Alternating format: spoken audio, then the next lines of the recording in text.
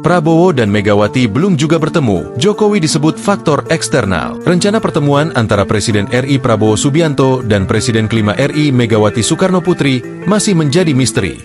Sudah sejak setahun lalu, wacana ini muncul. Tetapi Ketua Umum Partai Gerindra dan Ketua Umum PDIP itu tidak kunjung bertemu. Pengamat politik Adi Praitno menilai, seharusnya dua pemimpin partai itu sudah bertemu lantaran sering disebut memiliki hubungan yang baik. Padahal, Prabowo dan Megawati secara simbolis dikesankan punya hubungan politik yang sangat akrab. Dalam konteks itu, mestinya pertemuan keduanya sudah terwujud. Ucap Adi saat dihubungi Kamis, 3 April 2025. Adi enggan berasumsi jauh soal penyebab Megawati dan Prabowo tidak kunjung berjumpa. Entahlah, gelap gulita, tak ada yang tahu apa yang jadi sebab kedua tokoh belum jua bertemu, kata dia. Di sisi lain, ia menyebut sempat ada spekulasi penyebab terhalangnya pertemuan Prabowo dan Megawati karena Presiden ke-7 RI Joko Widodo, Jokowi.